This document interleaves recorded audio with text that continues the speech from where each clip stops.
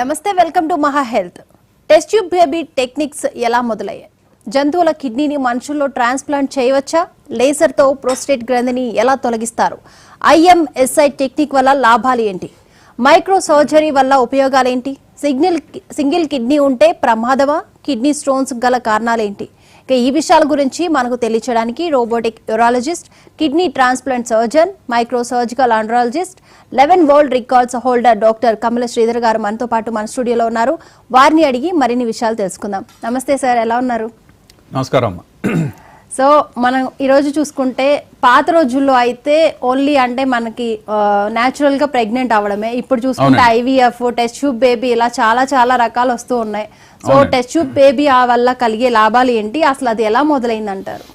మంచి ప్రశ్న అమ్మ. 1950s లో ఆ సమయంలో దంపతులకు ప్రెగ్నెన్సీ నార్మల్గా వచ్చేది. ఒక్కొక్కళ్ళు 8 నుంచి 12 మందిని బిడ్డలు కనేవాళ్ళు.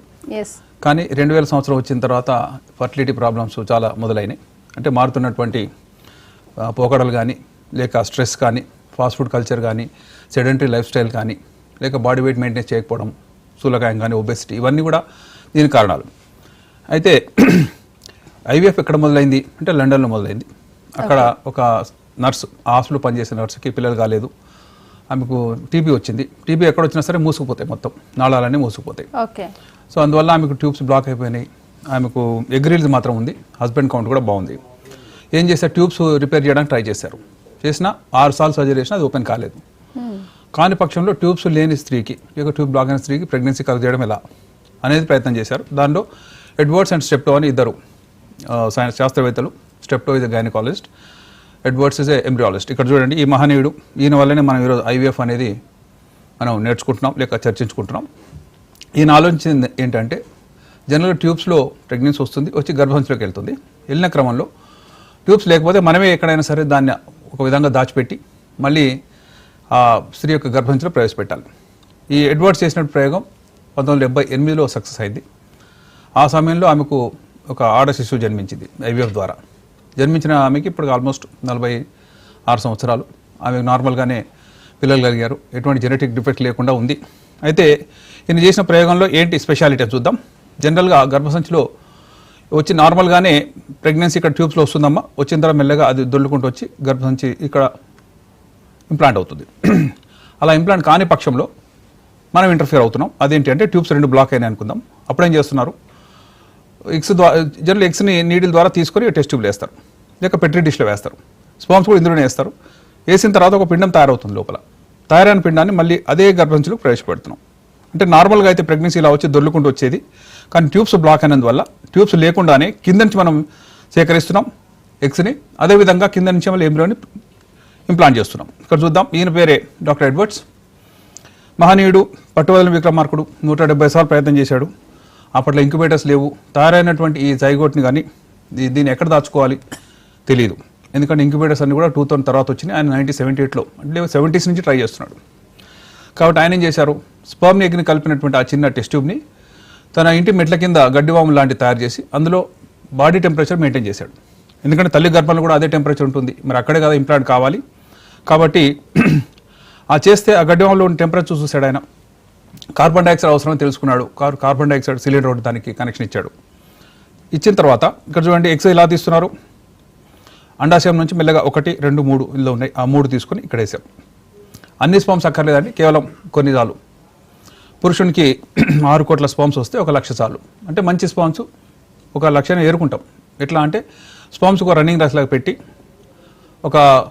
దాని తర్వాత చివరిలో ఒక చిన్న టెస్ట్ ట్యూబ్ పెడతామండి. ఏదైతే వచ్చి టెస్ట్ ట్యూబ్లు పడతాయో, ఏది ఫస్ట్ వచ్చి పడతాయో ఆ ఫస్ట్ లక్ష తీసుకుంటాం. ఆ లక్ష ఎందుకంటే అవి యాక్టివ్గా ఉన్నాయి, పెనిట్రేట్ చేసే సత్తా కలిగి ఉన్నాయి. ఆ తర్వాత ఎంబ్రియో తయారవుతుంది. తయారైన దాన్ని అంటే ఇంక్యుబేటర్లో పెడతారు. ఇంక్యుబేటర్ అంటే ఏంటి అంటే కమ్మనైన అమ్మగర్భం. అమ్మగర్భంలో ఎప్పుడు ప్రెగ్నెన్సీ వచ్చింది ఎవరికి తెలియదు, అమ్మ కూడా తెలియదు. ఓన్లీ స్పర్మ్స్ వెళ్ళినాయి, అండంతో సమ్మిళితమైనాయి. ఆ తర్వాత జైగోట్ తయారైంది, వచ్చి ఇంప్లాంట్ అయింది. టెస్ట్ చేస్తే తెలిసింది ప్రెగ్నెన్సీ ఉందని. కాబట్టి అంత సీక్రెట్గా, అంత సైలెంట్గా, చిమ్మ చీకట్లో జరుగుతున్నటువంటి ఆ ప్రక్రియని మనం రిప్రొడ్యూస్ చేస్తున్నాం. దాన్ని చేయడానికి ప్రయత్నం చేస్తుంటే ఇక్కడ చూడండి, ఒక స్త్రీకి నార్మల్గా 1 ఎగ్ మాత్రం రిలీజ్ అవుతుందండి నెలకి. ఈ నెల ఇక్కడైతే వచ్చే నెల ఆపోజిట్ సైడ్. అట్లా 2 తమ యొక్క పనిని పంచుకుంటాయి. ఎవరైనా సరే ఉదాహరణకు 1 నెల ఇది రిలీజ్ చేసింది అనుకోండి, అప్పుడు ట్విన్స్ పుట్టే అవకాశం ఉంటుంది. కానీ జనరల్గా ఒక ప్రెగ్నెన్సీ గగనం అయిపోతుంది ఈ మధ్య. కాబట్టి ఇంజెక్షన్స్ ఇస్తున్నాం, ఇంజెక్షన్ ఇచ్చి మల్టిపుల్ ఎగ్స్ తయారు చేస్తున్నాం. ఎందుకంటే ఒక ఎగ్తో ఐవీఎఫ్ చేస్తే అది ఫెయిల్ అయింది అనుకోండి, అయ్యో మొత్తం సైకిల్ పోయింది అనుకుంటాం. కానీ ఒక 5-6 ఇక్కడ వచ్చినాయి అనుకోండి, 12 ఎగ్స్ ఉన్నాయి మనకి. 12లో కనీసం 7 ఫర్టిలైజ్ అవుతాయి, ఒక 3 చక్కటి పిండంగా అవతరిస్తాయి. ఆ తర్వాత వాటిని ఇంప్లాంట్ చేయొచ్చు అనే ఆశతో చేస్తున్న ప్రక్రియ. తీసుకున్నటువంటి ఎగ్స్ చిన్న టెస్ట్ ట్యూబ్లు వేస్తున్నారు. ఈ టెస్ట్ ట్యూబ్ వెంటనే ఇంక్యుబేటర్లో పెడుతున్నాం. ఎంతకాలం పెడతాం? జనరల్గా 48 అవర్స్ వరకు పెడతామండి. ఎందుకంటే ఒక స్పర్మ్ ఎగ్లోకి వెళ్ళాలంటే టైం పడుతుంది. వెళ్ళిన తర్వాత మళ్ళీ మైక్రోస్కోప్ చూస్తాం నిజంగా వెళ్ళిందా లేదా అని తెలుసుకోవడానికి. ఇది ఇంక్యుబేటర్ అండి. అంటే తల్లి గర్భంని రిప్రొడ్యూస్, ఇదే తల్లి గర్భం అనుకుందాం. ఎందుకంటే తల్లి గర్భం లోపల స్పర్మ్ ఎగ్ 2 కలిసినాయి, అక్కడ డివైడ్ అయినాయి, తర్వాత మెల్లగా వచ్చి ఇంప్లాంట్ అవుతున్నాయి. ఇలా వచ్చినటువంటి ఇంక్యుబేటర్ దీన్ని ఓపెన్ చేసి అక్కర్లేదండి. బయట నుంచి అన్ని ఇండికేటర్స్ వస్తాయి, కార్బన్ డైఆక్సైడ్ కానీ, టెంపరేచర్ కానీ, లేక ఎయిర్ ప్రెషర్ కానీ అన్నీ ఇందులో ఉంటాయి. సో కార్బన్ డైఆక్సైడ్ చాలా ఎసెన్షియల్, ఆక్సిజన్ చాలా ప్రమాదకరం. ఇది జనరల్ కరోనాలో మన అల్లలాడిపోయిన ఆక్సిజన్ కోసం. కానీ నార్మల్ ప్రెగ్నెన్సీ ఎలా వస్తుందంటే ఆక్సిజన్ రహిత ప్రదేశంలో వస్తుంది, కార్బన్ డైఆక్సైడ్ సమృద్ధిగా ఉన్న ప్రదేశంలో వస్తుంది. సో ఆ కార్బన్ డైఆక్సైడ్ యొక్క లెవెల్స్, రిజర్వ్స్, స్టోరు జనరల్గా ఒక సిలిండర్ పెడితే 2 రోజులు వస్తుంది అనుకోండి, అది ముందే 1 డే ముందే ఇస్తుందండి. ఇది సగం అయిపోయింది, ఇది సగం అయిపోయింది చెప్పి అందరికీ అలామ్స్ వస్తాయి. ఎందుకంటే అది కార్బన్ డైఆక్సైడ్ ఒక సెకండ్ ఆగింది అనుకోండి, పిండం చనిపోతుంది. సో బయటనే చూస్తున్నాం మనం ఓపెన్ చేసి చూస్తే మళ్ళీ గాలిలో ఉన్నటువంటి అట్మాస్ఫియరిక్ ఎయిర్ కానీ, టెంపరేచర్ కానీ అవన్నీ చేంజ్ అవుతుంటాయి. కాబట్టి కేవలం ఇప్పుడు మనం చెక్ చేసి ఇది ఫైనల్ అయింది అనుకున్నప్పుడు 48 అవర్స్ తర్వాత తీసి చూస్తాం. చూసినప్పుడు ఏం చూస్తున్నాం? ఎంబ్రియోని నార్మల్గా ఉందా, చక్కటి రెగ్యులర్గా డివిజన్ ఉందా, అవసరమైన డివిజన్స్ అయినాయా లేదా, ఇమ్మెచ్యూర్గా ఉందా, అసలు పనికిరాకుండా పోయిందా. దీన్ని స్టీరియో మైక్రోస్కోప్ అంటారండి. ఈ మైక్రోస్కోప్ ద్వారా ఫస్ట్ చూసినటువంటి ఈ సిగ్నల్ చూస్తే మాకందరు కూడా గుడ్ న్యూస్ అండి. ఎందుకంటే తల్లి న్యూక్లియస్ ఇక్కడ ఉంది, తండ్రి న్యూక్లియస్ ఇక్కడ ఉంది, ఇది ఒక గుడ్ల గుబలాగా ఉంది. కానీ ఇదే మానవ జాతికి మూలాధారం. ఈ జైగోట్ తయారైంది. అందరు చప్పట్లు కొడతారు, కేరింతలు కొడతారు, ఎందుకంటే మనం సక్సెస్ అయినాం, ఈ పేషెంట్కి బిడ్డ కలగబోతుంది. ఇది డివైడ్ కావాలండి. అది కేవలం అట్లా 2 నుండి సరిపోదు. ఒకసారి 2 కలిసినాయంటే కోట్ల సార్లు అది డివైడ్ అవుతుంది. కాబట్టి అన్ని సెల్స్ తయారవుతాయి. కానీ ఇనిషియల్గా చూసినట్లయితే ఒక 16 సెల్స్ అవుతుంది 2-3 డేస్లో. ఆ 16 సెల్స్ దాన్ని మాడ్యులా అంటాం. అవి ఈక్వల్ సైజులో ఉండాలి, అవి తునాతనకులు కాకుండా ఉండాలి, ఇర్రెగ్యులారిటీ ఉండకూడదు. అలా రౌండ్గా ఉంటే అది బెస్ట్ ఎంబ్రియో. కాబట్టి ఉన్న ఉదాహరణకు 5-6 ఎంబ్రియోస్ వచ్చినాయి. 12 ఎగ్స్ లోపల పెట్టాం, కానీ 6 మాత్రమే ఫర్టిలైజ్ అయినాయి. 6లో 4 మాత్రమే మంచి డివిజన్స్ ఉన్నాయి, మిగతా 2 డివిజన్ కావట్లేదు. అంటే వాటిని డిస్కార్డ్ చేయాల్సి వస్తుంది. ఉన్న 4 ఎన్ని పెట్టచ్చు అంటే ఇండియాలో అయితే 3 పెట్టచ్చు అండి, అమెరికాలో అయితే 2 పెట్టచ్చు, లండన్ అయితే 1 మాత్రమే పెట్టాలి. ఎందుకంటే ఇంప్లాంటేషన్ రేట్స్ని బట్టి ఉంటుంది. London is most favourable for fertility. ఎందుకంటే అక్కడ వర్షం పడుతుంటుంది, ఎండ అనేది వాళ్ళు చూడరు. ఎండ చూస్తే గొప్పగా వచ్చి అందరు చప్పట్లు కొట్టి పార్కులో కూర్చుంటారు, ఈరోజు ఎండ చూసేసాం ఇన్ని నెలల్లో అని చెప్పి. అందువల్ల కూడా అక్కడ ఫర్టిలిటీ రేట్స్ వెరీ హై. మొత్తంలో ఎగ్స్ తీసుకొని టెస్ట్ ట్యూబ్లు వేసుకొని టెస్ట్ ట్యూబ్ని ఇంక్యుబేటర్లో పెట్టి 3 డేస్ చూసాం. 3 డేస్ తర్వాత ఏమవుతుంది? చక్క డివిజన్ వాటిని తల్లి గర్భసంచిలో ప్రవేశపెట్టాలి. ఇది ఇందులోనే బిడ్డలు కలగరండి. ఇంక్యుబేటర్లో కేవలం 3 to 5 డేస్ మాత్రం సపోర్ట్ చేయగలం. ఆ తర్వాత సపోర్ట్ చేయలేదు, తల్లి కావాల్సిందే. కాబట్టి తల్లి గర్భంలో ప్రవేశపెడతాం. ఆ తర్వాత తల్లి మోస్తుందండి. నెక్స్ట్ 9 months కానీ, 9.5 months కానీ, లేక 8.5 months కానీ ఆమె మోస్తుంది, ఆమె ప్రసవిస్తుంది. కాబట్టి టెస్ట్ ట్యూబ్ ఏం చేస్తుంది? ఫలదీకరణ చూస్తుంది, అవసరమైన బెస్ట్ ఎగ్ క్వాలిటీ చూస్తుంది, స్పర్మ్స్ తీసుకుంటుంది, డివిజనల్ చూస్తుంది, మంచి ఎంబ్రియోస్ లోపల పెడుతుంది. ఇవన్నీ ఎందుకంటే ట్యూబ్ లేనటువంటి స్త్రీకి ట్యూబ్ ద్వారా అది వెళ్ళలేకపోతుంది. కాబట్టి మనం ఇంక్యుబేటర్లో పెట్టుకున్నాం. తర్వాత మళ్ళీ లోపల గర్భంలో ప్రవేశపెట్టాం. ఈ మొత్తం ప్రక్రియ చూస్తుంటే 5-6 స్టెప్స్ ఉన్నాయి. వీటిలో సూపర్ ఓవ్యులేషన్ అంటాం. అంటే ఎగ్స్ మల్టిపుల్గా రావడానికి అనేక ఇంజక్షన్లు ఇస్తారు. పురుషుని యొక్క రోల్ ఏంటి అంటే కేవలం స్పర్మ్ ఇవ్వడం వరకే అండి. ఆ తర్వాత ఇంక్యుబేటర్లో పెట్టిన దాన్ని తల్లి మోయాల్సి వస్తుంది, మోసి ప్రెగ్నెన్సీ రావాల్సి వస్తుంది. ఈ మొత్తం ప్రక్రియ చూస్తుంటే ఒక టెస్ట్ ట్యూబ్ బేబీ అనేది తల్లికే కొంచెం ఎక్కువ బర్డన్ అండి, పురుషుడికి కాదు. ట్యూబ్స్ బ్లాక్ అయినా, లోపల లైనింగ్ సరిగా లేకపోయినా, ఎగ్ క్వాలిటీ సరిగా లేకపోయినా, ఏజ్ పర్సన్స్ అయినా, రిపీటెడ్ అబార్షన్స్ అయినా, అలాంటి వాళ్ళ లోపల ఇది నార్మల్ ప్రెగ్నెన్సీ చూడండి, ఒక ఎగ్ రిలీజ్ అయ్యి అలా ట్యూబ్లోకి వెళ్ళిపోతుంది. ఇది న్యాచురల్గా వచ్చేది. కానీ న్యాచురల్ వచ్చే ఎగ్ సరిపోదు కాబట్టి మల్టిపుల్ ఎగ్స్ తయారయ్యే విధంగా ఇంజెక్షన్ చేస్తాం.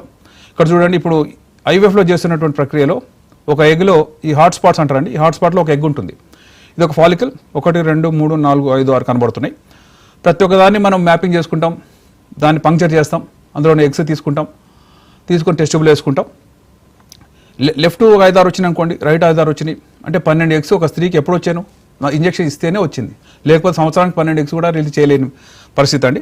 కాబట్టి కింద నుంచి వెళ్ళి ట్రాన్స్వెజైనల్గా వెళ్ళి మేము ఆ ఎగ్ని సేకరిస్తున్నాం.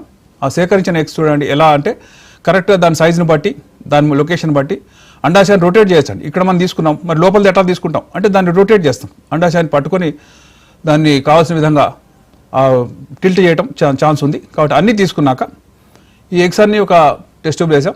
బర్త్ స్పామ్స్ కూడా ఆల్రెడీ సేకరించి పెట్టుకుంటాం కాబట్టి వాటిని అందులో వేస్తాం. ఈ మూడో స్టెప్ ఏంటి అంటే ఇది డివైడ్ అయిందని తెలిసిన తర్వాత గర్భంలో ప్రవేశపెడతాం. కాబట్టి ఇది సక్సెస్ రేట్ ఎంత అని అంటే ఆల్మోస్ట్ ఆ టైంలో 1978లో చూసినట్లయితే 18%, అంటే విచ్ ఈజ్ డిస్మలీ లో. అంటే అంత లో సక్సెస్ రేట్ ఉన్నటువంటి ఏది కూడా ప్రజలు యాక్సెప్ట్ చేయరు. ఎందుకంటే ఇది ఖర్చుతో కూడింది, ఇంత ఖర్చు పెట్టించి మీరు సక్సెస్ లేదంటారా అంటారు. కాబట్టి స్లోగా ఇంక్యుబేటర్స్ వచ్చినాయి, స్టిమ్యులేషన్ టెక్నిక్స్ వచ్చినాయి, తర్వాత ఇమ్సీ టెక్నిక్, ఇక్సీ టెక్నిక్ వచ్చినాయి. వాటి ద్వారా సక్సెస్ రేట్ ఈరోజు ఎంత అని అంటే ఆల్మోస్ట్ 60 to 70%. అప్పటికి కూడా ఈయన నోబెల్ ప్రైజ్ ఎప్పుడు వచ్చిందంటే 2012లో వచ్చింది. అంటే 78లో సక్సెస్ అయినటువంటి డాక్టర్ ఎడ్వర్డ్స్కి కేవలం ఒక 40 సంవత్సరాలు, ఒక 30 సంవత్సరాల తర్వాత వచ్చింది.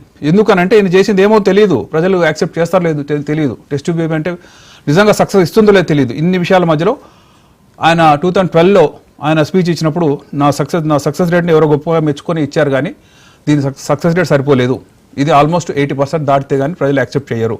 కాబట్టి ఇప్పుడున్న సైంటిస్టులు అందరూ కూడా దానికి ఆ విధంగా మీరు ప్రయత్నం చేయండి. ఆ టైంలో 40% ఉండేదండి, అది కూడా నాకు సరిపోలేదని చెప్పాడండి. ఎందుకంటే ఏ టెక్నిక్ అయినా సరే ఒక సర్జరీ చేసాం, సగం మంది చచ్చిపోతారంటే ఎవడు ఆ సర్జరీ చేయించుకోడు. అట్లానే ఐవీఎఫ్ కూడా అంతే. కాబట్టి దీని సక్సెస్ రేట్ పెంచడానికి ప్రయత్నాలు జరుగుతున్నాయి. ఏదేమైనా ఇన్ఫర్టిలిటీలో ఉన్నటువంటి హై అండ్ ప్రాబ్లమ్స్ అన్నిటి కూడా ఇది ఎక్సలెంట్గా పనిచేస్తుంది. మాతృత్వం అనేది ఒక వరమే, అలాంటి లేని స్త్రీలకు నిజంగా ఇది గొప్ప అవకాశాలు ఇస్తుంది.